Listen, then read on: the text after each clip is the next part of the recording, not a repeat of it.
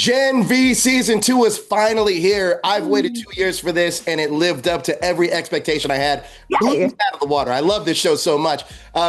Jazz, look, the search for Annabeth is on this season. How does that storyline pull Marie deeper into the larger mythology of the boys' universe with Project Odessa?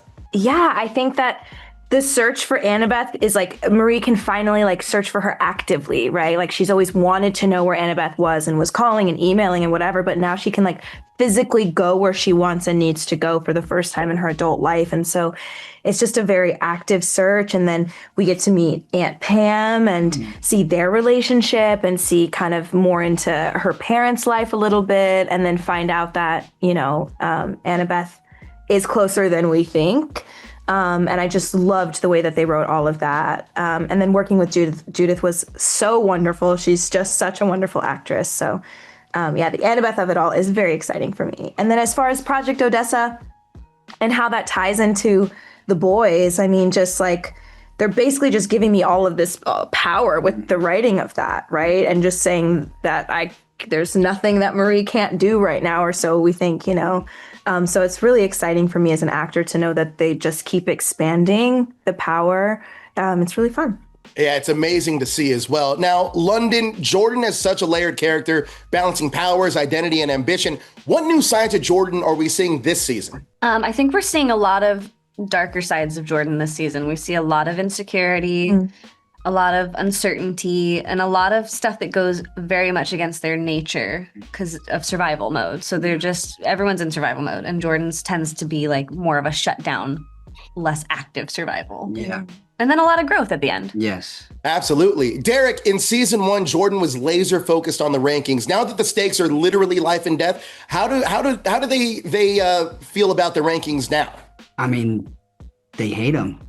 They think that they're useless. They think that they're just a ploy to control whatever student they put into those top 5 rankings.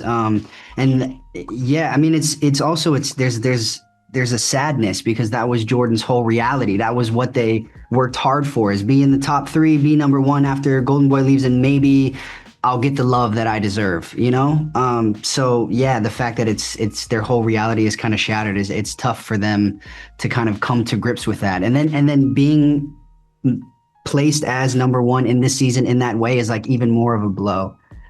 Jordan, yeah, absolutely.